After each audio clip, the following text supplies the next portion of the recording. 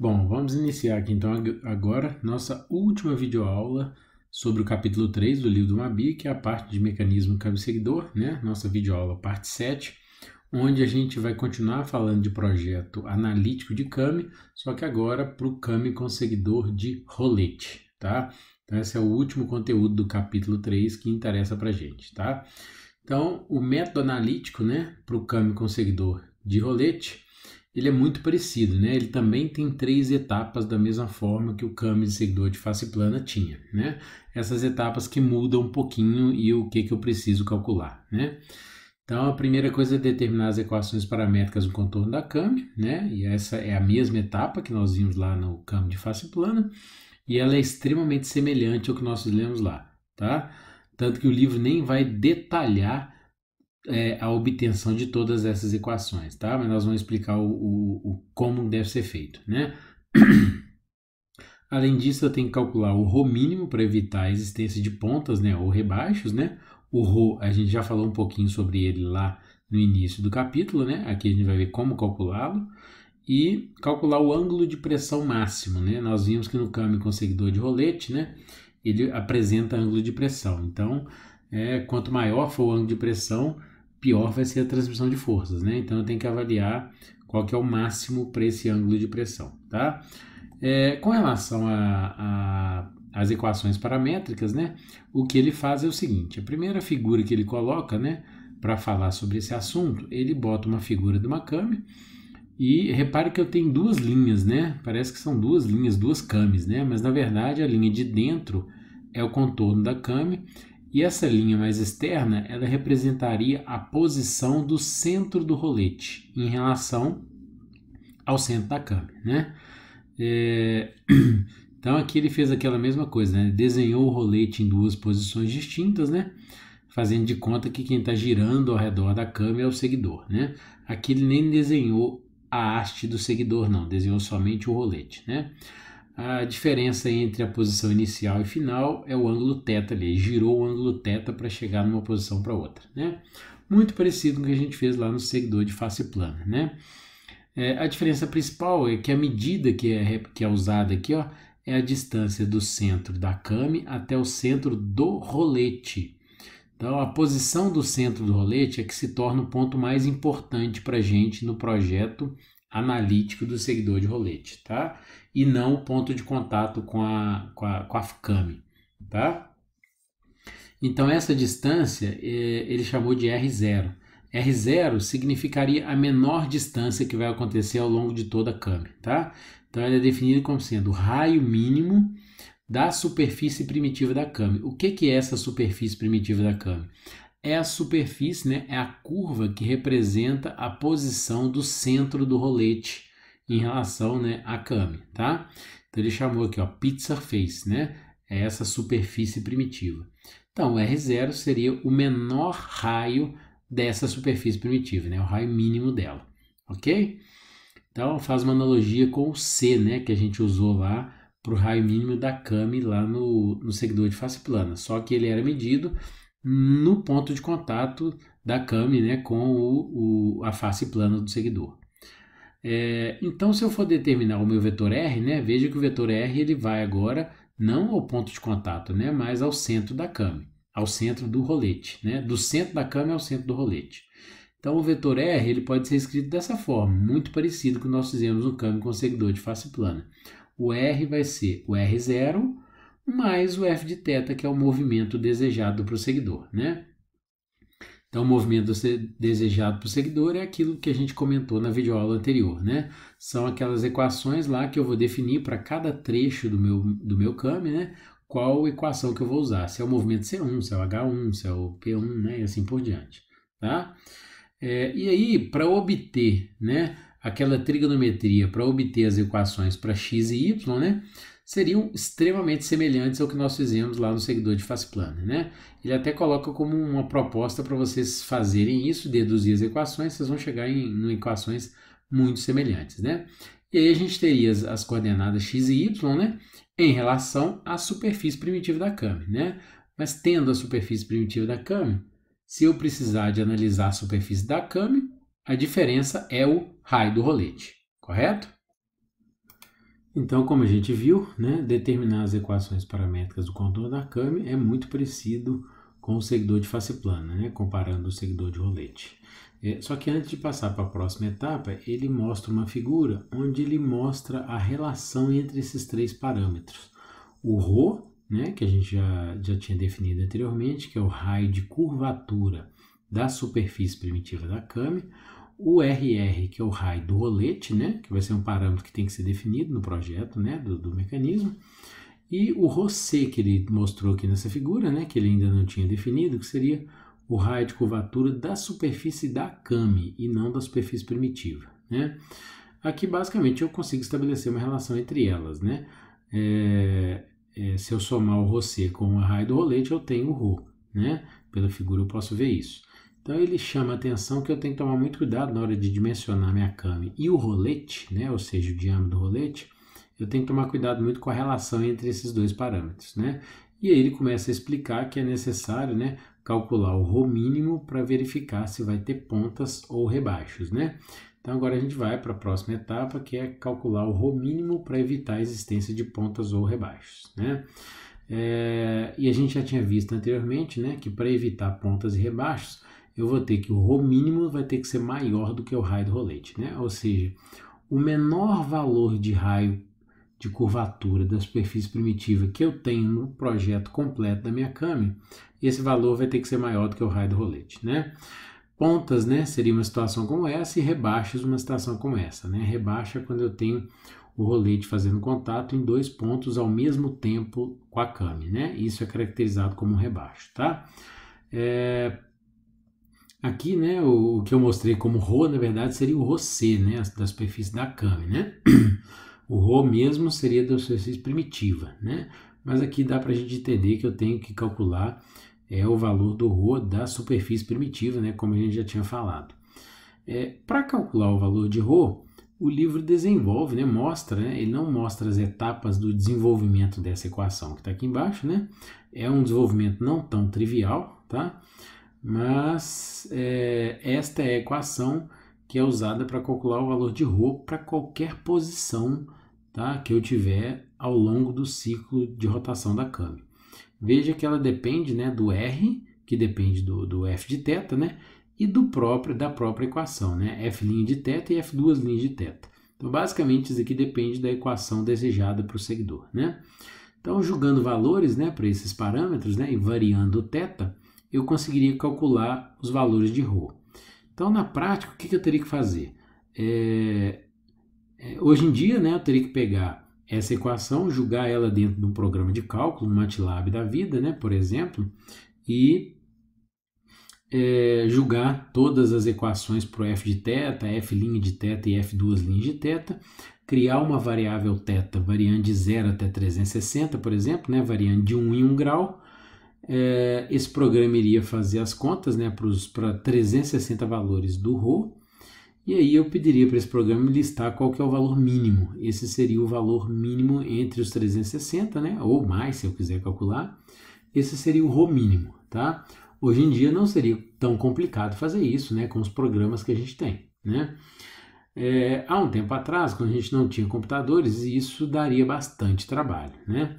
Então, o que foi feito? O que existe hoje na literatura que pode ser usado, né? Que a gente vai adotar aqui, né, como referência para fazer um projeto, para resolver um exercício, né, para não ter que criar um programa ou um algoritmo de cálculo.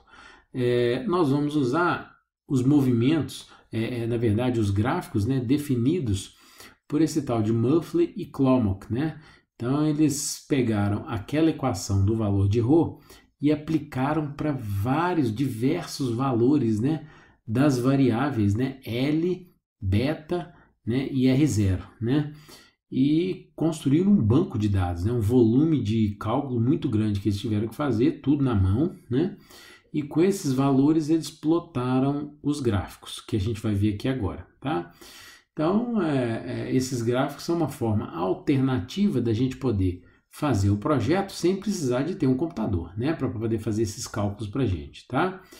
Eles plotaram essas equações nas figuras 3.27, 28 e 29, né, que estão na página 99, 100 e 101 do livro do Mabi, tá?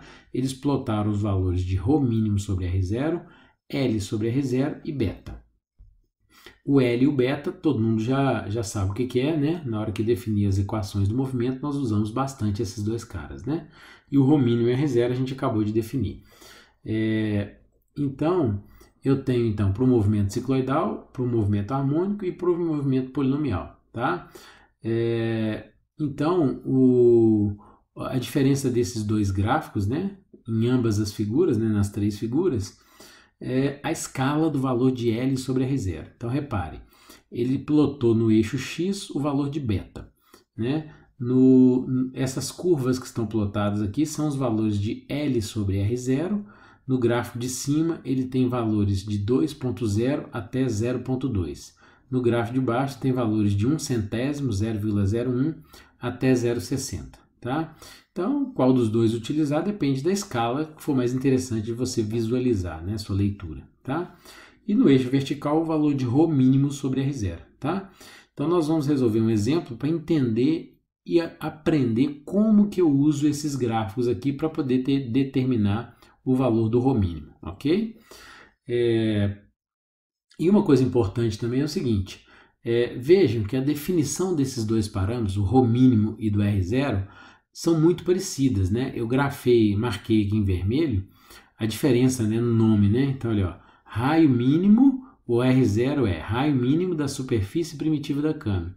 O ρ mínimo acrescenta essa parte vermelha, né? Raio mínimo de curvatura da superfície primitiva da câmera. Isso gera bastante confusão, é muito comum os alunos trocarem, né? O enunciado do problema fala um, o aluno acha que é o outro, e vice-versa, né? Então é fundamental vocês entenderem a diferença do ρ mínimo para o R0, tá? O livro explica isso em palavras, mas ele não colocou uma figura para poder explicar isso um pouco melhor.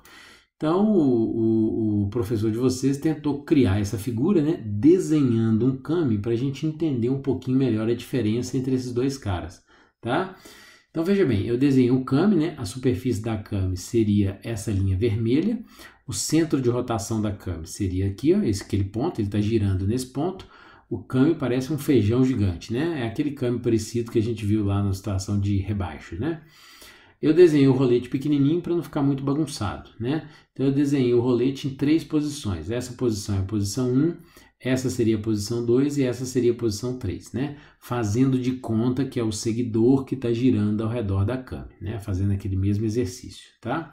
Então a primeira coisa, o R0 vem do vetor R. O vetor R varia no tempo, né? O menor valor, o valor mínimo que o vetor R pode assumir é o R0. O ρ é a mesma coisa, né? Ele varia. Em cada ponto que eu estou aqui, ó, ele vai variar. Então, qual que é o menor valor que o ρ vai assumir? O valor mínimo dele é o ρ mínimo. Então, nós estamos comparando esses dois valores aqui, ó. Mas eu vou desenhar no gráfico valores aleatórios, né? Que eu chamei de R1, ρ1, R2, ρ2 e R3, ρ3. Eu não sei se é o maior, se é o menor, não sei, né? Mas só para a gente entender a diferença entre o ρ e o R, tá? Então vamos pegar a posição 1. O que seria o R1? O R1 vai ser a distância do centro de rotação da câmera até o centro do rolete. Esse é o R1. Na posição 2, o que é o R2? É a distância do centro de rotação da câmera ao centro do rolete. Tá vendo que a definição é sempre a mesma. O R3 é a distância do centro de rotação da câmera ao centro do rolete. Então, R1, R2, R3. Se eu analisar isso ao longo de toda a câmera, o valor mínimo é o R0. Tá? E o que é o ρ, para ficar bem claro? O ρ é o raio de curvatura da superfície primitiva. Então, o que eu tenho que analisar? No ponto onde eu desenhei o rolete que eu estou analisando, eu tenho que analisar qual que é o raio de curvatura do arco nesse ponto que eu estou analisando, né? Então, vamos supor que o arco do jeito que está desenhado aqui, ó, o centro dele seja aqui. Não sei se é não, fazendo de conta que é aqui. Então, o que significa o ρ? O ρ seria a distância desse centro até o arco, né? Que seria o centro do rolete. O ρ2, repare a posição 2. Eu desenhei ele assim desse jeito porque aqui o arco virou, né, para fora. Então aqui o arco está virado para fora. O centro desse arco está em algum lugar aqui do lado de fora da câmera. Vamos supor que esse centro está acontecendo nesse ponto que eu marquei. O que é o ρ2? O ρ2 é a distância desse centro até o arco, né? Onde é que é a posição do centro do rolete. Na posição 3 é a mesma coisa, né? No ponto 3 que eu estou analisando, onde é que esse arco é o centro desse arco? Vamos supor que é aqui. Então, o ρ3 é a distância desse centro até o arco que eu estou analisando, tá? Então, acho que nessa figura dá para entender muito bem a diferença do R para o ρ, né? Para vocês não confundirem o que é o R0 com o ρ mínimo, tá? Então, isso é fundamental, vocês não confundirem essas duas definições, tá? Então, agora vamos resolver o probleminha 3.4, né? O probleminha 3.4, ele descreve que um seguidor radial de rolete se move com um deslocamento total de 0,60 polegadas, com um movimento cicloidal, enquanto a câmera gira em um ângulo de 30 graus. Vamos começar a desenhar o nosso gráfico aqui, ó, né? Então, eu desenhei o eixo Y, vamos desenhar o eixo X também. Então, eu vou começar aqui, ó, aqui é o deslocamento, né, em relação ao ângulo θ. A elevação ele pediu para fazer com um movimento apenas, né? Então, eu vou usar aquele gráfico, né, que tem aquela parábola virada para cima e depois para baixo, né? Então, a elevação foi feita desse jeito. Aqui seria o ponto A, aqui o ponto B, né? A elevação total aqui que ele me deu, né, é 0,60, né? Deixa eu colocar ela aqui, ó. Essa distância total 0,60 polegadas, né? O ângulo aqui, ó, né, o beta1 vale 30 graus, ok? Depois olha o que ele fala. O seguidor repousa, né, esse drill aqui, ó, drill significa repouso. Ele repousa por 45 graus. Então vamos desenhar o repouso, né? Então ele vai ficar um tempo parado em repouso, né? Deixa eu botar a reguinha aqui para ficar bonitinho o gráfico. Vai ficar um tempo parado. Aí eu tenho o ponto C, né? O ângulo, né, onde ele ficou em repouso, ele marcou como sendo 45 graus, né? E depois ele retorna. Então o movimento de retorno é ao longo de um ângulo de 70 graus. Então eu vou fazer o movimento de retorno, né? Esse movimento aqui, ó. Não ficou bonitinho, não, mas tá bom. Seria o ponto D. Então eu tenho 3 trechos aí para eu poder analisar, né? Esse ângulo aqui, como ele me falou, vale 70 graus, tá?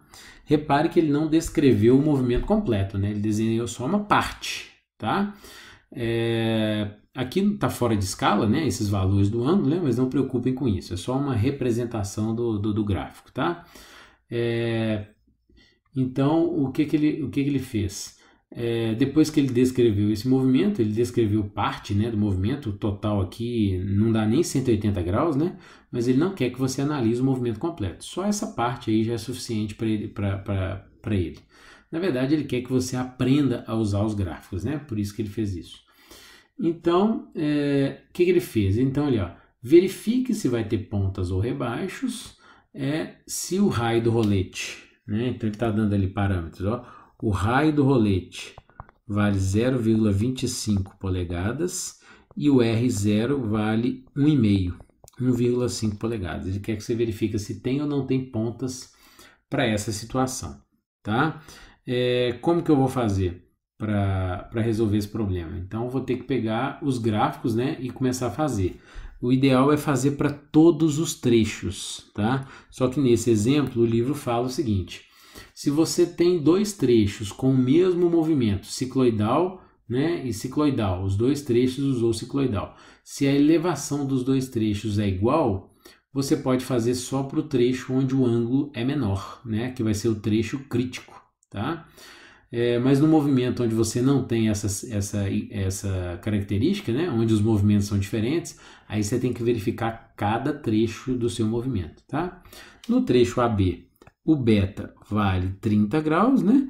E o L sobre R0, né? Eu posso fazer a conta. O L é 0,60, né? Dividido por R0, que é 1,5, né? Então, 0,60 dividido por 1,5 dá 0,40, né? Então, basta eu pegar o gráfico, né? Vamos voltar lá no gráfico, do movimento cicloidal, né? Então, é o movimento cicloidal que vai me interessar, né? Cuidado para não pegarem gráficos errados, né?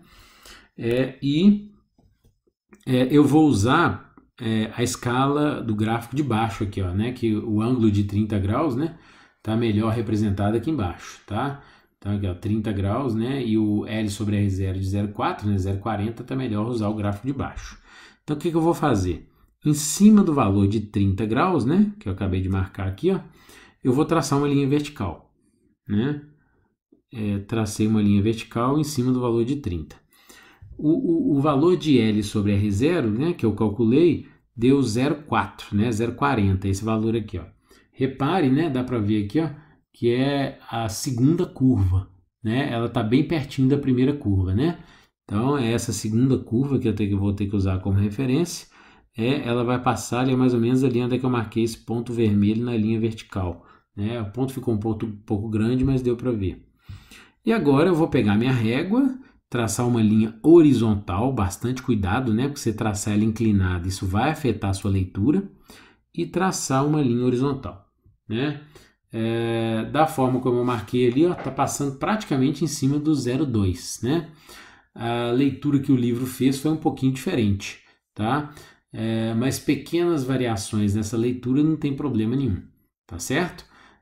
Vamos considerar até um 0,2, né? Vamos considerar esse valor, então, como 0,2, 0,20, tá? A nossa leitura. Então, eu tenho que, voltando lá, né, o valor de ρ mínimo sobre R0 deu 0,20. Então, o que eu vou ter aqui, ó?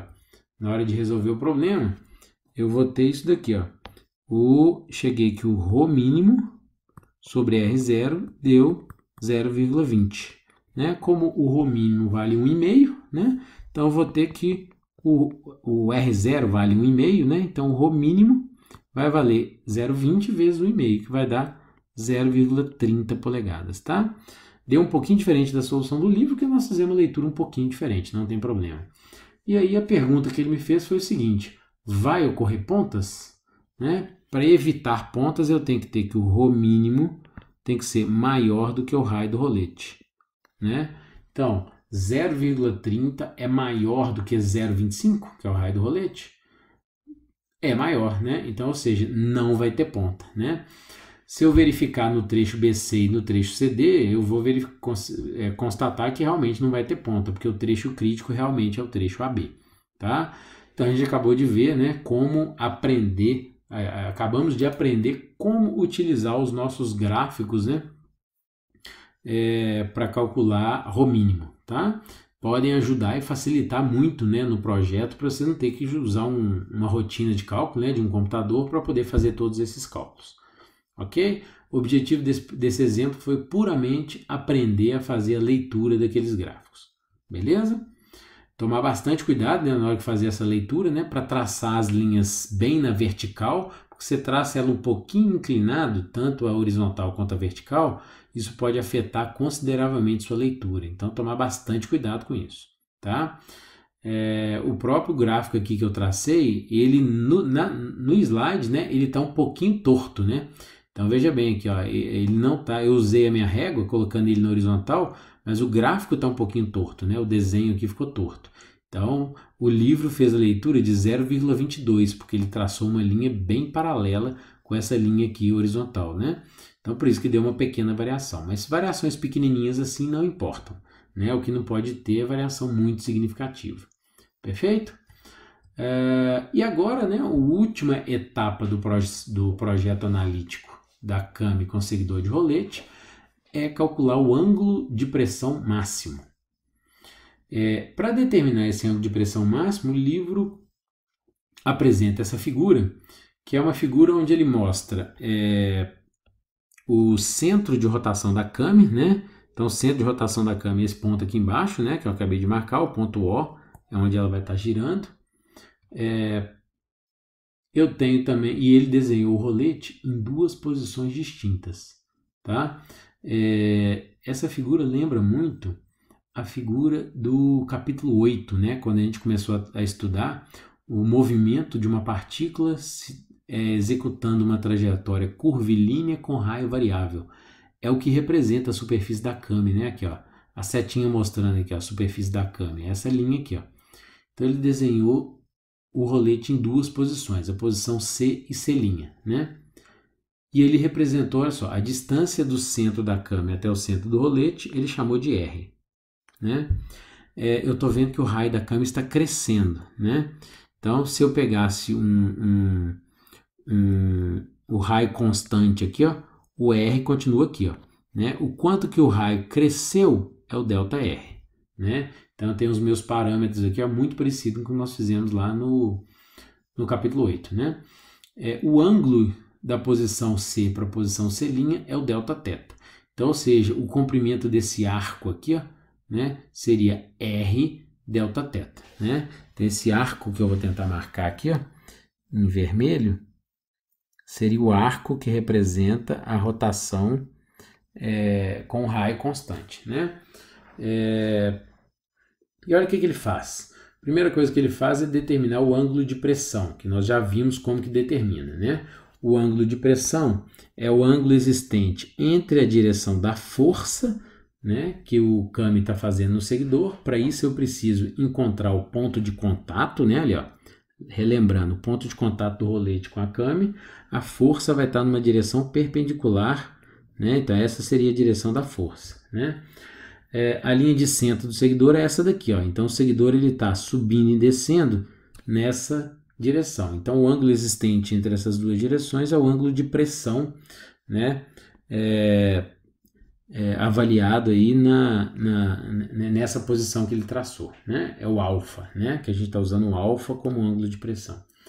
E ele define um outro ângulo, né? Que ele chama de alfa linha. O que é o alfa linha? É o ângulo existente entre a linha de centro dos dois roletes e uma linha que seja perpendicular à linha de centro desse daqui, ó, né? Por definição, que ela é perpendicular, né? Esse quadradinho está indicando exatamente essa condição de perpendicularidade. Esse ângulo é o alfa linha. E aí o que ele faz? Visivelmente eu consigo ver que o alfa linha é diferente do alfa, né? Para essa distância, né? Para esse Δθ. Mas se eu considerar um Δθ pequeno, né? Se eu fizesse Δθ tender a zero, trazer esse rolete para essa posição aqui, ó, o que vai acontecer? Essas linhas aqui, ó, vão se fechar e o valor do alfa linha vai tender a ser o valor do alfa, né? Se eu trouxer esse ponto C' para cá, né?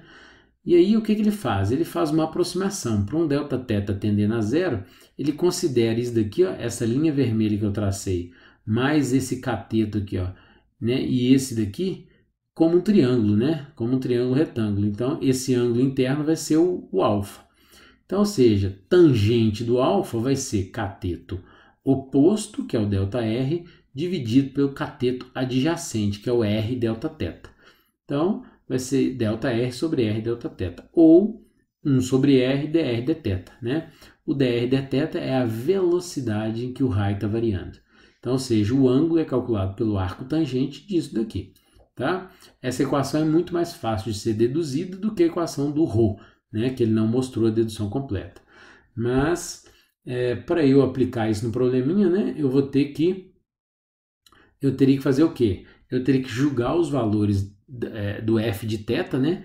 Fazer a minha variável θ variar, por exemplo, de 0 a 360 de 1 em 1 grau, julgar isso numa rotina de cálculo de um computador e ele ia fazer a conta.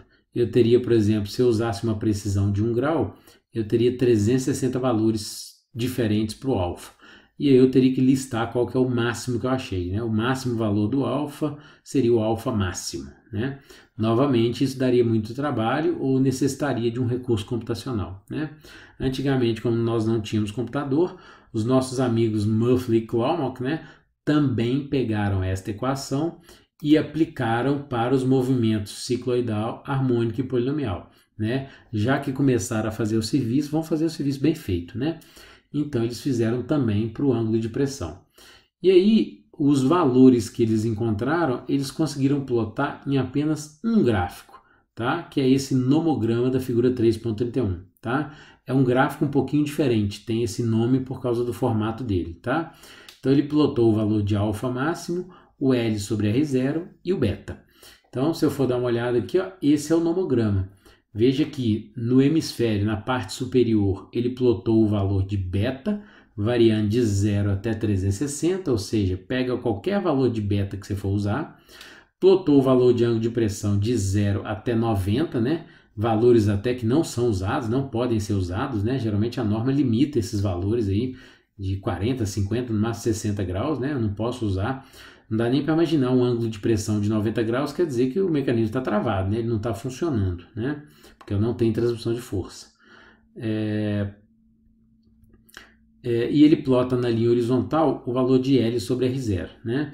Repare que na escala que está na parte de cima, seria o valor de L sobre R0 para o movimento cicloidal. Na parte de baixo, o harmônico e o polinomial, né? Ele encontrou valores muito próximos, então ele plotou numa única escala, tá? Um alerta para vocês. Muito cuidado para não confundir, tá? Na hora da prova vocês adoram errar isso, né? Eu passo lá que é o movimento cicloidal, em vez de fazer a leitura na escala de cima, vocês fazem na escala de baixo, tá? Toma muito cuidado, tá? Ambas escalas vão de 1/100 até 5, tá? Nos valores de L sobre R0. Essa linha diagonal aqui, ó, ela não faz parte do nomograma. Ela, na verdade, é a solução do exemplo 3.5 que nós vamos fazer agora para poder finalizar todo o conteúdo aí do capítulo 3, né? Então aqui vamos desenhar também um gráfico, né, muito parecido com o que nós fizemos no exemplo 3.4, tá? Deixa eu desenhar ele em vermelho para ficar. Então o eixo horizontal, deixa eu desenhar também o eixo vertical. Vamos desenhar o gráfico do deslocamento, né? Então deslocamento em relação ao ângulo θ.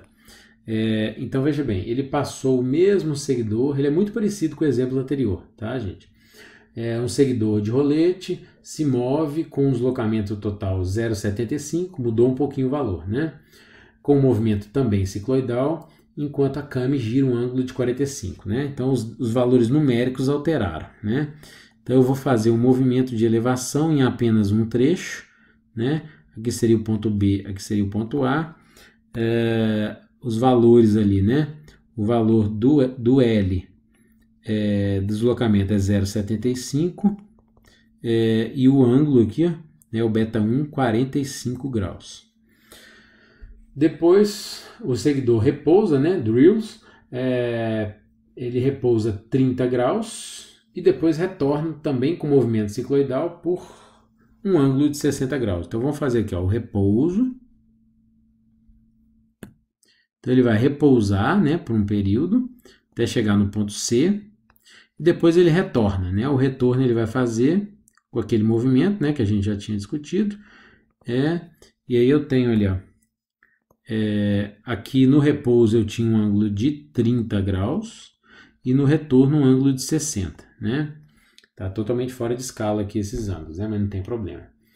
E aí ele faz a mesma coisa, né? Se eu tenho o mesmo tipo de movimento e a mesma elevação, eu posso fazer para o trecho onde o ângulo é menor, né? Então, ele pega então para o trecho AB, né? E eu tenho então o que ele faz? Olha o que ele pediu para fazer. Encontre o valor de R0 para um alfa máximo igual a 30 graus. Então ele quer que você faça isso daqui, ó. Quanto que vai valer o R0 para um alfa máximo de 30 graus. Ele limitou o valor do alfa máximo, né, do ângulo de pressão máximo. Ele podia ter feito o contrário, né? Por exemplo, eu poderia dar para um R0 de 2 polegadas, por exemplo, né, qual que é o ângulo de pressão máximo que você vai encontrar, né? Provavelmente seria um valor fracionário de ângulo, né? Então ele arredondou, considerou um ângulo de pressão máximo de 30 e aí você vai achar qual que é o R0 que vai conseguir fazer isso, né? Então basicamente é pegar esses valores, né, que ó, vai no nomograma. No nomograma eu pego então o valor de beta 45 graus, né, já marcou lá em cima, ali, ó, 45 graus, o valor do alfa máximo 30 graus, né, e ele traçou a reta, né, uma reguinha muito bem-vinda nesse momento, tá, gente, para traçar uma reta bem precisa. E aí aquele ponto ali é o ponto onde eu vou fazer a leitura, né, lembrando que eu estou trabalhando com movimento cicloidal, né, então eu tenho que fazer a leitura na escala de cima. Então a leitura ali está entre 0,2 e 0,3, né? Porque aqui já é 0,4. Então vai ser alguma coisa próxima ali de 0,25, 0,26, 0,27, né? Qualquer leitura próxima dessa é aceitável, né? Então, vamos supor que eu faça uma leitura de 0,26, né? Então, fazendo a conta aqui, ó, o valor de L sobre R0, né? Para o trecho AB, eu estou fazendo a conta que vai dar 0,26. se o L vale 0,75, né? Fazendo 0,75 dividido por 0,26, né? Se não me engano, eu vou obter um R0 de 2,88 polegadas, né? Depois vocês verificam se eu não fiz conta errada. Mas é o valor do R0. Então, ou seja, eu vou ter que ter um R0 de 2,88 para evitar pontas, tá? Pontas e rebaixos. Se vocês quiserem, né, façam isso daqui para o trecho CD. Olha o que vai acontecer se eu fizer isso para o trecho CD. No trecho CD, eu vou usar um beta de 60 graus, né? Um beta de 60 graus vai estar aqui, ó. Né? Esse valor aqui, deixa eu usar uma outra cor para vocês não confundirem.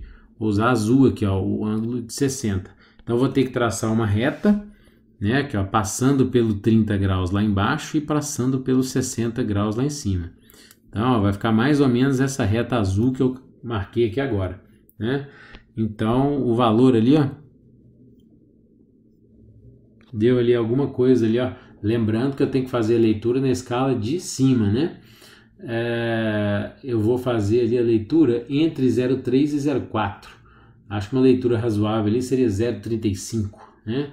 Então, fazendo isso daqui, ó, para o trecho, por exemplo, CD, né? O L sobre R0 vai dar 0,35, né? Fazendo as contas, né? Se não tiver errado aqui, vai dar 2,14 polegadas, tá? E aí eu posso ver o seguinte, a princípio pode até gerar uma dúvida na cabeça de vocês, né? Vocês pensarem, uai, o R0 tinha que ser 2,14, então, que é o menor valor, né? Mas interpretem isso de forma correta. O que eu tenho aqui, ó? No trecho AB, eu preciso que o R0 seja no mínimo 2,88 para não deixar o ângulo de pressão ultrapassar 30 graus, tá? Já no trecho CD, que o ângulo é maior, eu preciso de um R0 de no mínimo 2,14. Então, qual que é o valor crítico? É o maior valor que eu calculei, né? O 2,88, tá? Se eu usar 2,14, no trecho AB, o ângulo de pressão vai superar 30 graus. Vocês podem até fazer esse teste, né? Joga 2,14 aqui, ó, e determina o ângulo de pressão. Vai dar mais do que 30, tá? Então, por isso que o valor que eu tenho que usar é o maior valor que eu calculei, ok?